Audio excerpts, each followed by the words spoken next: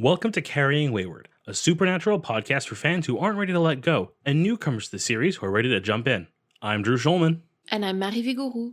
In this episode, we're diving into Supernatural Season 3, Episode 14, Long Distance Call. Let's get this show on the road.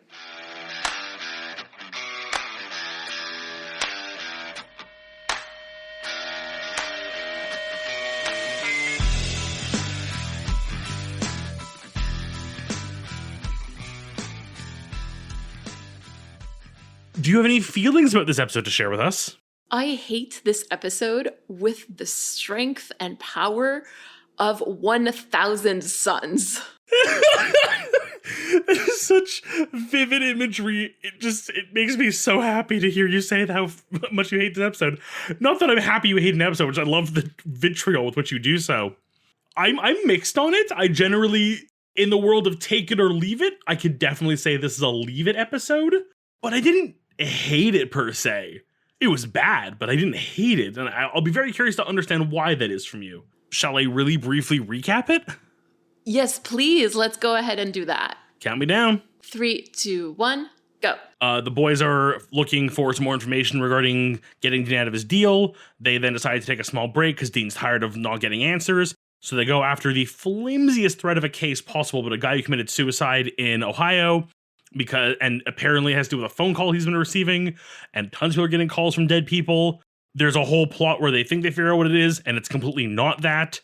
But then Dean gets a mysterious phone call thinking it might be Sam again, and oops, no, it's John, because we needed more John in the series. Clearly it wasn't John because he was being nice to Dean, so it couldn't have been John.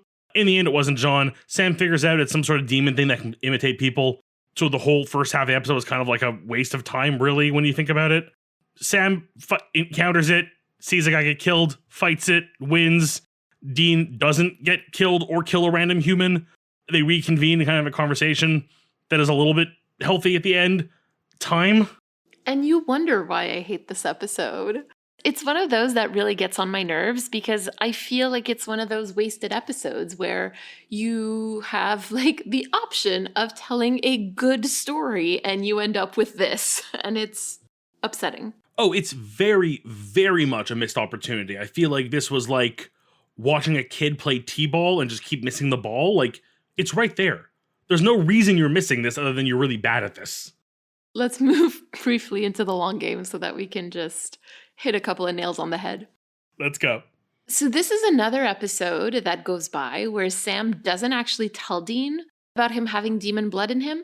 And I mentioned this because, first, I feel like we've talked about this before, but I had never really realized how long this, quote unquote, strategic omission actually went on. This has been a whole season almost. And then the second reason why I want to talk about it is that in the first 5 minutes of the episode, they talk about who's keeping secrets from who. And it's well, Sam is.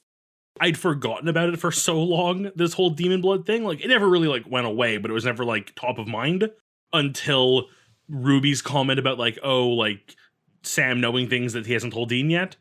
And then now it's constantly being lorded over us that Sam's got a secret. We also see another mention of busty Asian beauties. We do.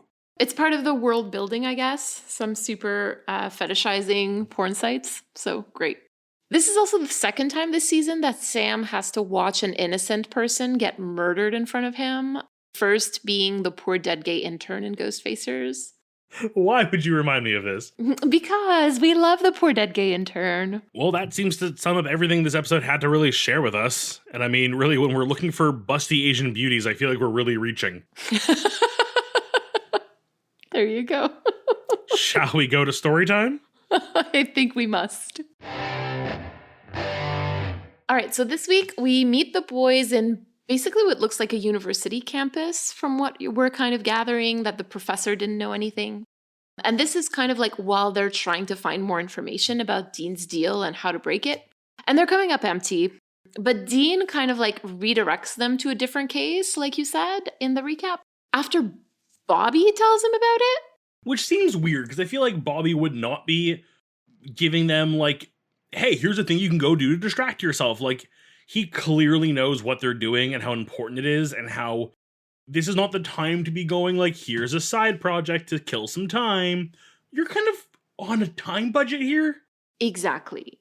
Really, I think this whole first scene is kind of like one of the reasons why I'm so annoyed with this episode, because just like you, I'm annoyed that Bobby would send them on a different case, because I really feel like Bobby would want to focus on trying to break Dean's deal too. To look at the other side of the coin for a second, I could see Bobby, who knows the boys surprisingly well, understand how frustrating this can be, giving Dean a really, what seems like, it almost even excuses the fact that it's such like a no like detailed case. Like, really, what did they have to go off of?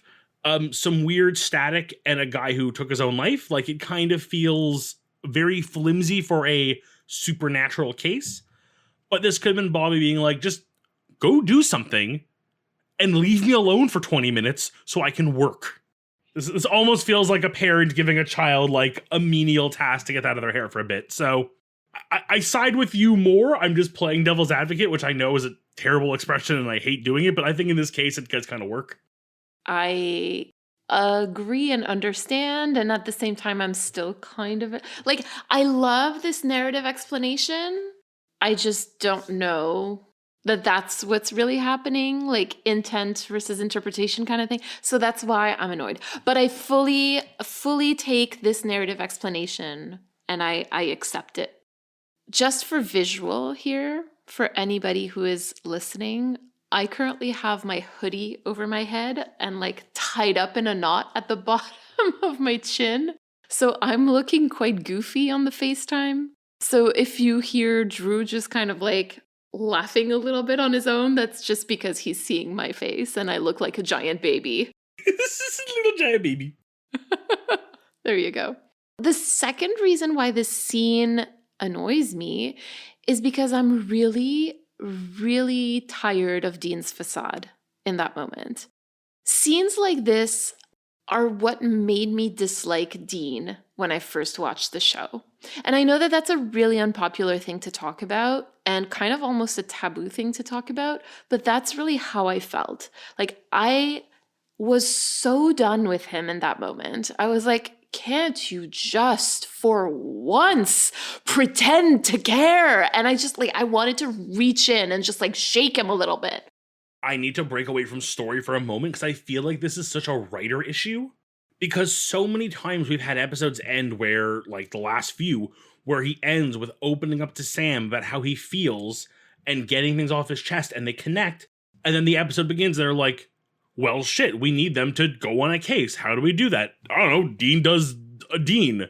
Like, they're literally just they're like undoing the work they did in the previous episode to force conflict. Yes. Thank you for putting it into words because, like you said, every time that a new episode starts, it feels like Dean is devolving. And I was thinking specifically about like Dream a Little Dream of Me, where it's so clear and he is so clear and vocal about not wanting to die. And like, it feels like this is all gone in this moment. And of course, like, again, narratively, I understand why he is that way. Like, I understand the justification that can be found, which is like, you know, of course he can't pretend to care because when he cares, he gets hurt, blah, blah, blah. He's shielding himself. But I feel like we're given like these little tidbits of growth that are like given at the end of an episode and then taken away the following episode. And so like, there's never real growth over time in the season. And that really profoundly annoys me. Yeah, it's very video gamey in the sense of like, if you don't follow the storyline the game puts out for you, you end up being like over leveled. So you encounter something that should be really hard and it's really easy. And then like the cutscene plays and it's like, oh, that was the toughest fight ever. It's like, I took him out in 2 swings of my sword because I'm like 800 levels too high. What do you mean it was difficult? But the story has to fit the way the story wants to fit. Yeah, and I mean, this is network television, right? So, of course, like this is, we're kind of, I'm complaining about the format at the moment and the actual medium, not the show necessarily. I don't know why. This episode, it's so apparent. Because it's the flimsiest. Put the writer hat on for a second. Had they been investigating something related to saving Dean, and that led them to this town where the dead are speaking, and that's somehow tied into their plan to speak to somebody. And then, oh, whoops, it's actually a demon and not the dead speaking. There could have at least been some sort of like, okay, this was an attempt to save Dean, and it led us down the wrong path, but we got to save people. Versus, I'm tired of trying to save my life. I want to go hunt a ghost. That is so accurate. And I think that a lot of seasons actually suffer from that. But I think in this moment, it's just so apparent. Probably because it is very flimsy. Thank you for using that word. I feel like it's very appropriate. Word of the day. Speaking of flimsy, I would like to point something out. Point away. So Dean is always saying to Sam that Ruby is lying to him, that demons lie, etc., etc. Like we've heard that line a bunch of times, like she's using you. But for some reason, he's really quickly accepting the idea that no one can get him out of the deal. Like it's some kind of inescapable truth. And that also comes from Ruby. So like, why is he so certain that she would tell him the truth if he keeps saying that she lies? So are you implying that possibly there is a way to save him and Ruby does know, but is lying because she wants him dead as part of her master plan? Don't answer me. I answered my own question. That is amazing. And now my whole I love and hate Ruby thing is going up and down again. No matter who is right or what happens at the end of this season, like putting that aside, why is he so certain that she lies? But she's not lying about this one specific thing that she said to him. Like, again, it feels flimsy. Only thing I could foresee in this is that moment where they did have that, like, one moment of communication. Dean felt that he was speaking to the human side of Ruby. For the only, like, up and any other time they've met, it's Demon Ruby. And in that one moment, she showed her humanity. And Dean really saw the human in her, which I think is really big of Dean to do, to even admit that exists. But also, I think it also just comes down to Dean is so pessimistic. It could easily be argued like, well, maybe Sam also feels that way, that she acts a certain way with people, but then like with him, she feels very personable and kind and human. All right, let's fast forward a little bit to the conversation between Sam and Dean, like just after Dean gets the phone call from John. This is actually the first time where Dean sounds like really sincere, I found. He's like, well, what if he calls back? What do I say? And I think that he's like genuinely asking Sam in that moment. And again, Sam can't meet him there. I feel like we're getting an echo of that Red Sky at Morning dynamic again that had us like bumping heads a little bit. Dean is being open after being closed off earlier, and Sam can't meet him where he's at. And so Dean shuts down. And in this episode, he actually walks out of the room. So Dean makes a kind of like a big deal about Sam's response, which is just say hello, which kind of comes off as like sarcastic and not caring. But I think is more of Sam just not understanding the weight of the situation to the way Dean does. I agree. But I'm willing to bet you all the money I have that had the roles been reversed and Sam got the call and asked Dean, what do I say next time he calls? That would have been Dean's answer, but it would have been played off as snarky and he would have been totally cool with it. Maybe. Honestly, I hadn't thought about it that way, but yeah. And I mean, honestly, I don't think that Sam was being snarky. If I'm being entirely honest, like that's not how I read the situation, but definitely like he didn't understand why this was so important to Dean. And Dean didn't understand that Sam, like basically they're like ships in the night, right? Like they're not in the same space emotionally in that moment. But it really just feels to me like Sam was still trying to understand the situation and like connect. And the fact that he didn't immediately jump to the like, oh boy, Dad's on the phone, just like shook Dean the wrong way and he had to get away to kind of like collect himself. Because Dean still has this like, though we have discussed so often his understanding that John is not a good father and he has come to learn this, he's still constantly put in his place by the thought of John and he can't leave that alone. It's like 30 years of, or 25 to 30 years of like conditioning. You don't just like shake that off. We talked a little bit earlier about Dean trusting Ruby when she said that no one can help him. And I think that it's important to say that he's also putting a lot of trust into the voice on the phone that claims to be John. And I want to break that down a little bit with you. Like we just talked about, I feel like it's kind of obvious that Dean would be predisposed to listen to John because of all the conditioning that he's had during those years. But Dean also knows that his dad is dead. He saw him after he died. He saw him literally crawl out of hell and like presumably into heaven. And this case is about people getting calls from their dead loved ones. Like this is not, there's nothing that's saying that like he should know better than to think that that's his dad is my point here. Given the amount of experience these boys have with all of this and the fact they like, had they come into the situation because they found out about the calls and no one had been killed or died yet, that'd be one thing. The fact that someone has already had an encounter like this, where the mysterious person tried to convince them to kill themselves and succeeded in this case, that alone should have been enough for even Dean to go like, okay, let's look into this now. Let me, even the like, prove your dad kind of thing. And I know he kind of asks and he goes like, you'll have to just believe me. And he goes, okay. At best, he's talking to a spirit, and he knows that even spirits aren't the same people that they were when they were alive, right? Like, that's the best case scenario. He's talking to his dad's spirit. And, like, he had no problem in season 1 not trusting Azazel when he was possessing John. And he looked and sounded like him in that moment, right? Except the fact that he was a little too nice. Which, again, this phone call also was very nice to him. Let's put a pin in all that. Like... I'm kind of intrigued as to why he was so eager to trust this voice over the phone that claimed to be his dad. I'm sort of thinking that maybe the answer lies in faith.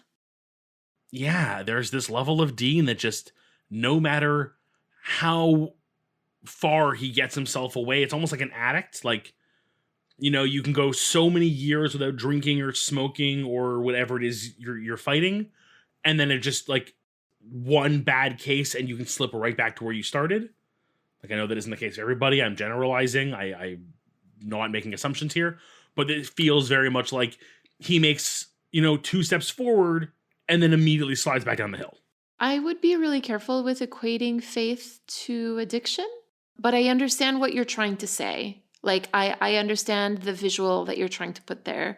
It's kind of interesting because in this case, like, when it comes to faith, we've seen, like you said, in seasons 1 and part of season 2, like the brothers' different approaches to it. And in this episode, we're kind of like tossed that ball again when Sam says, like, the fact is that we've got no hard proof here, Dean. After everything, you're still just going on blind faith.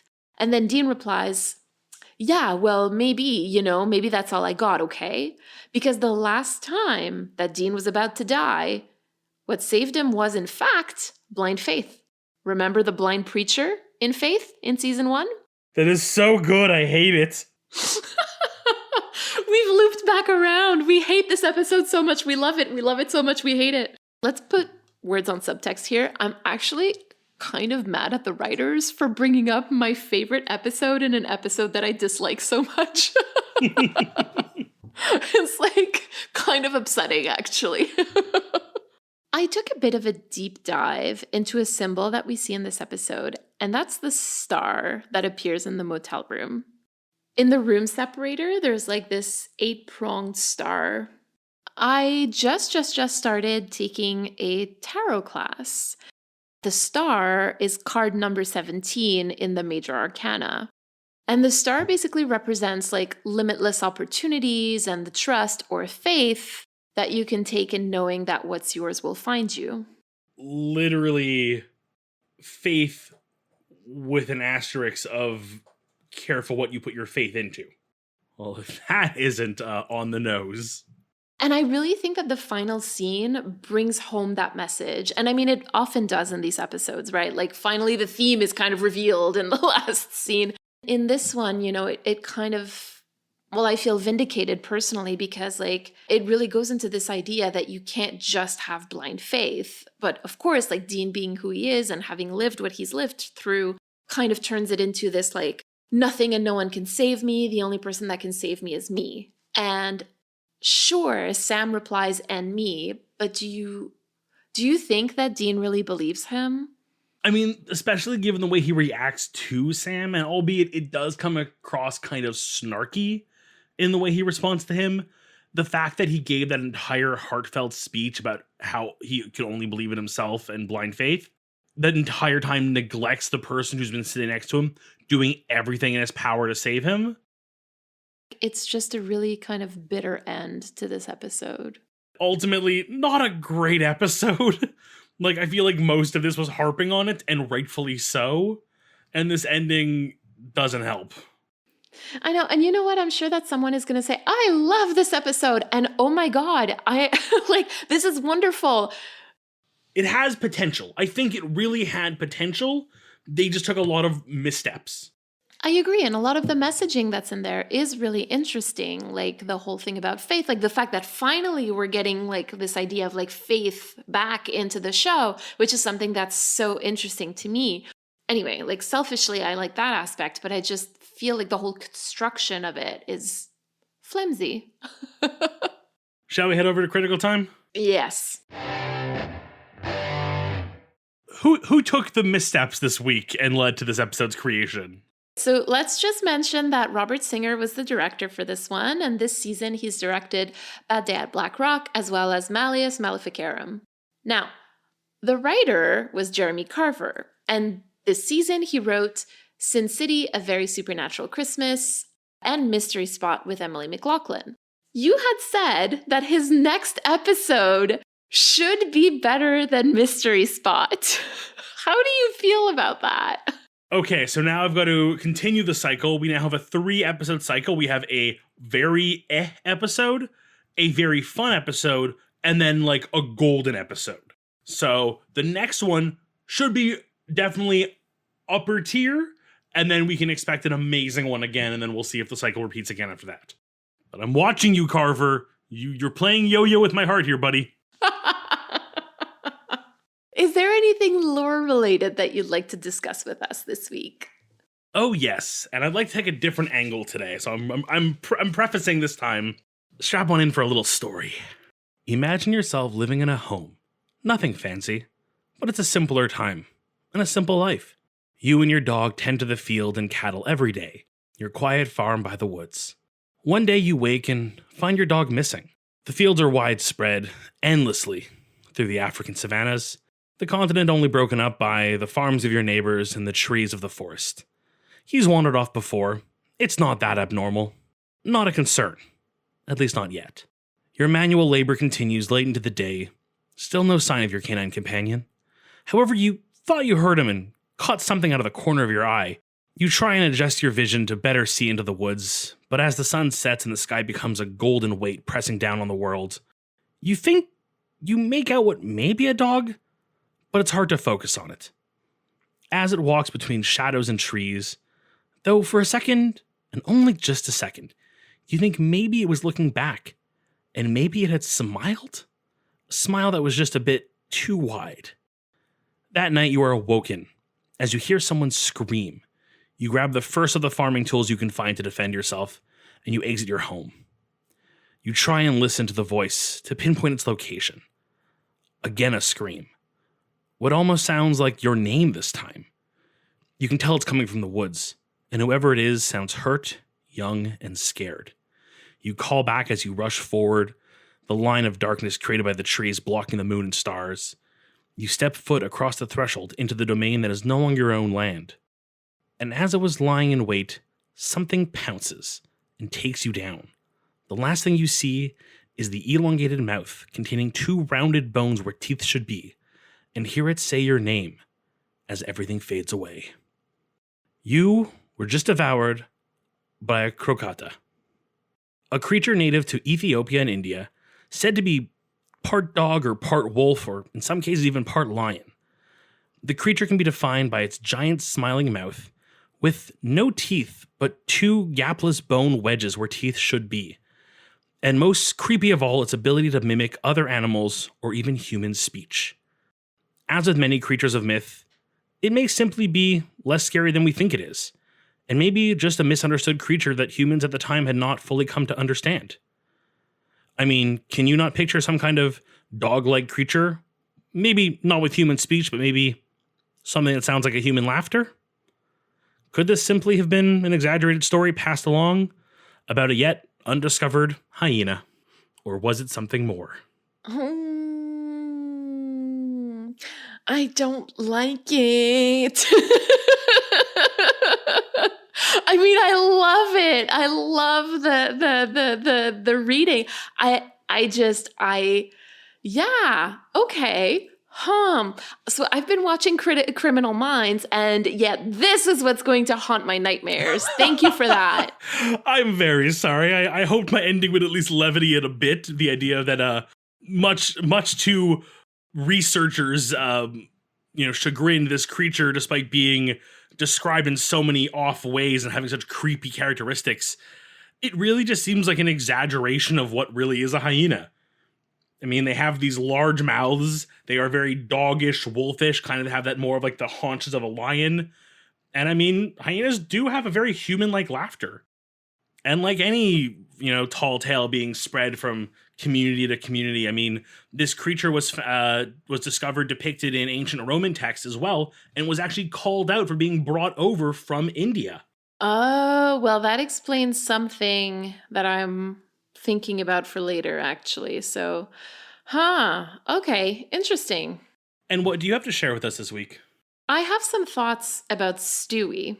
So he's a South Asian man, and now that I know that the crocodile is actually from India, perhaps he's meant to depict an Indian man, but it's not quite clear, it's never said, so South Asian. And so he's depicted as like this tech guy who's like lonely, dirty, and horny. I think that this might be the first time that we see a South Asian man or even a South Asian person with a speaking part on the show. And he's basically shown with through a xenophobic stereotype. And we know that he turns out not to be the villain. But again, we're seeing the show leverage these negative stereotypes to depict a person of color. And so in the end, I don't really care that he's not a villain if he's still depicted with these negative traits just to reinforce a white supremacist worldview. And I just think that Stewie deserved better. There's so many things. I think this is the most valid and most important angle, is the fact that he was very much shown through this negative stereotypical view. But I feel like it's also a negative stereotype of just IT guys in general, which is unfortunate. As someone who works in IT, I take it personally. Even Sam just assuming he was the villain,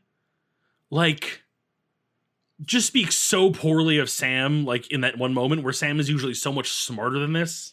I think it also speaks to that whole, IT being outsourced to India kind of stereotype as well. Do you have any reflections or calls to action this week? We've talked about this episode being about faith.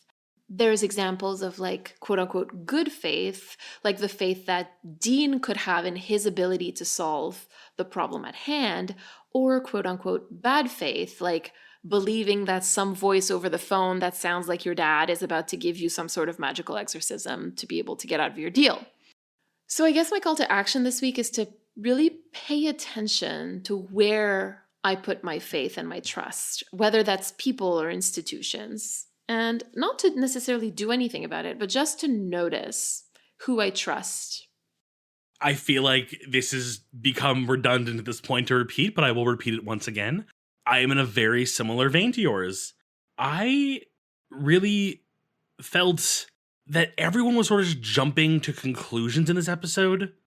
Everyone just accepted things at face value. Literally the expression of don't assume, makes an ass out of you and me.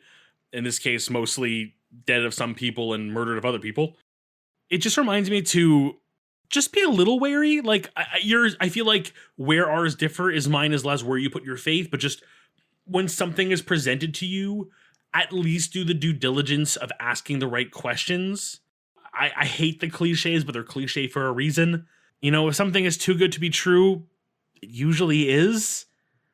I mean, good things happen. I don't want this to be a pessimistic, never accept the good in life. Good things happen. But sometimes you just have to look at it and go, okay, let me just do my research, make sure I'm on the right page before accepting. Good things do happen, Dean. Let's go have a look at what the community has to say. This week, we have a voicemail from Camille. Hi, my name is Kemi, and I wanted to discuss Drew's point from the last episode regarding Dean having a sketchbook and doodling things when he was younger. I've always perceived Dean as the most creative of the two brothers. I truly believe the show emphasized it through different aspects over the years. I'm going to mention some that stuck with me. I'll try my best not to spoil anything important for Drew. In the first season, episode 4, entitled Phantom Traveler, Dean made an EMF reader out of a Walkman, which was very creative. It makes me think that building things with his hands is very much something he enjoys. And since Sam didn't look impressed by it, we can only assume that people around Dean don't seem to understand his interests. Season 4, episode 3, entitled In the Beginning, there is a drawing framed on the wall of Dean's room. Not only does it look advanced, but the frame sends the message that his parents valued his creativity. It could also indicate that Dean was a kid that drew a lot. In Season 9, Episode 7, Bad Boys, Dean mentions that he always wanted to be a rock star. He dreams of having a life where he could have been an artist and be free of people's expectations. I can only imagine that for John, having a son that showed interest in art was probably not well perceived or celebrated. In Season 12, Episode 7, we see him pick up a guitar and randomly play some chords. He also sings multiple times on the show. I have to mention The Bestiary. It's a book that came out in 2017, and I believe it is canon to the show, though I'm not really sure about the latter. Just like John's journal is filled with monsters and creatures the boys encountered. It's told from Sam and Dean's perspective, and we get to have a whole book illustrated by Dean, since he specifically wrote Cast Entry and did this beautiful drawing of him. We can only assume he did the rest of the sketches for the journal. To conclude, Dean loves art. He listens to music all the time. He uses music as a way to communicate his feelings with people. He loves to sing, he draws, he can write deep and meaningful things. I personally believe he would have become an artist in another life. Of course, a life where being creative is celebrated, where people around him understand that being an artist is as valuable as any other job. Even when people or even the show persist in saying that he got his taste in music from his father, I truly believe he got into music because he genuinely loves it. Because if it was the case, Sam would have been into it as well, but he isn't. And that's because Dean is very good at it, but that's a story for another time. I'd say that Dean used to draw because it's something that helped him cope with things he had to see or do as a kid, like struggling to express his feelings, his sexuality for instance, or the monsters he had to kill. And let's remember that he didn't speak for a year after witnessing his mother dying and their house burned down. It's about expressing himself, so it feels quite fitting that it was taken away from him. It explains why as an adult he's more closed off to people, since he doesn't get to express himself freely in any other way. Maybe this assessment says more about how I see Dean, but I can't wait to hear what you have to say about this. And I just want to add that I appreciate you doing this special episode on DenverCon. It was nice to know that others feel the same, so that we don't have to keep those feelings to ourselves and pretend that nothing happened. Thank you for that, and for listening to my not so clear voicemail. Kemi, my dear, your voicemail was not unclear at all. It was perfectly clear. We understood everything. And I have to say that whenever we get a voicemail where, people take very specific examples from specific episodes, I'm always cheering as I'm listening because I know the amount of work that goes into those. They always give me a lot of food for thought when it comes to the narrative of the show. So thank you for taking the time that I know it took in order to do this as somebody who does this a lot. I also want to briefly say thank you for noting DenverCon and the episode that we did about that. We were a little bit weary about perhaps getting some lashing out, I guess, but there really wasn't. Everybody was quite supportive, and it's turned out to be one of our most popular episodes. So I guess thank you all for kind of welcoming it and welcoming what we had to say about it. I feel like I need to put something out there because I feel that because of my comments in the Canon or Fanon episode where I was saying that it's Fanon that Dean plays guitar, I have now become this spokesperson for like Dean is not creative, which I swear I don't believe that. It was an honest mistake. I agree with every instance that you pointed out, and I really do think that Dean would do really well in art therapy and using art and different ways of expressing himself differently, whether that's drama therapy, music therapy, or any of those options in order to be able to express his feelings. Like we just talked today in this episode about how hard it is for him sometimes to express himself, and using a different medium is what I think would work best for him because we've seen it in different instances. So again, thank you very much for this lovely voicemail. I always love someone just coming in here and praising my thought process. It's a nice little like pat on my ego, pat on the back, sorry. But it was a super lovely voicemail, Camille. Thank you. I love these examples. I can't wait to get to them so I can kind of see them in like motion. I now need to go look up this book because I want to see this illustration that in canon Dean has done of Cass, because that's an exciting thought. And I still haven't met Cass. I just know so much about him. Soon. I love this, like, taking these little instances. Like, I don't want to harp on this, but the idea of, like, Dean canonically never actually sits down to full-on play the guitar, just strums here and there kind of thing. That's why we kind of went with the, it's not necessarily canon, and again, we've now renegotiated this. Getting these little tiny clues here and there that help us build this larger narrative of this artsy, creative side to Dean is so exciting to me, and just knowing that it's coming and we'll be able to discuss those little bits as they come up is super fun. Big thank you for this amazing voicemail and sharing with us. And again, I felt so, I don't want to say blind going into the DenverCon conversation, but I felt very like I couldn't do as much as you or JJ could, Mary, because of my distance from the fandom, given my place in the podcast. It helped me understand so much of what's going on now, even when I'm not fully in depth. And I thought that was really nice. So I'm happy we got to do it. And I'm happy that people enjoyed hearing it. And I'm happy that people were able to get something good out of it. So thank you for letting us know that as well. And thank you for this voicemail. Let's go make some deals. Let's go make some deals.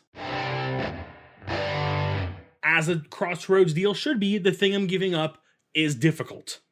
Ooh, okay. So the thing I'm giving up is, and despite how much I enjoyed it this episode, would be our creature of the week.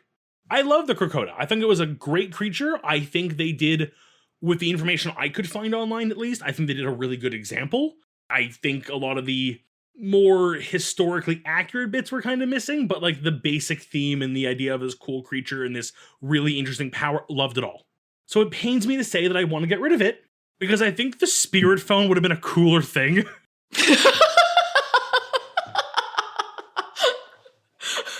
Like, I kind of want to see like what the episode would have been had it actually been the spirit phone. Some janitor plugged it in for the first time in a few thousand years and accidentally triggered it, and they have to deal with the ghost of Edison, and in the end it's totally a harmless thing, but they have to shut it off for safety, and it's kind of this whole like moral lesson. Like, I think it could be such a fun episode. So, give up the demon, I want ghost phone. That's my Crossroads deal. What do you got? This is a surprise. I'm not often speechless, but I am right now. All right, let's wipe the laughter tears out of my eyes. On my end, I'm going to do a very messy Crossroads deal because, as you know, I dislike this episode to begin with. So, like, moving aside, like, my really firm belief that Stewie deserved better, I still have so many questions about this episode. Like, why did the demon even take the time to infiltrate the phone company if he could make play phones ring? Why did the demon have all of the victims kill themselves, but it sent Dean on a wild demon goose chase? I can explain that one away with, like, how do you convince Dean to do this? You just needed, like, a death. But how is it getting the spirit juice from people when they, like, die in ways that are nowhere near him? Exactly. Like, the visual that we got from when it killed Stewie was very, like, Dementor-like, right? When it was, like, sucking out the soul of... That's, like, the first thing that kind of, like, jumped into my mind. So I absolutely agree with you. Like, how does the demon actually feed off of the people when it's not there to kind of like collect the souls? Like, is it a collect call? Ba-da-ba-ch. No, we're done. Episode's over. That's the line. We're done. You do not need to be a dad in order to make dad jokes. Honestly, like overall, I feel like the audience also deserved better. Like we just deserved a better episode overall, frankly. That's why I said spirit phone. Spirit phone. Ring, ring, ring. Banana phone.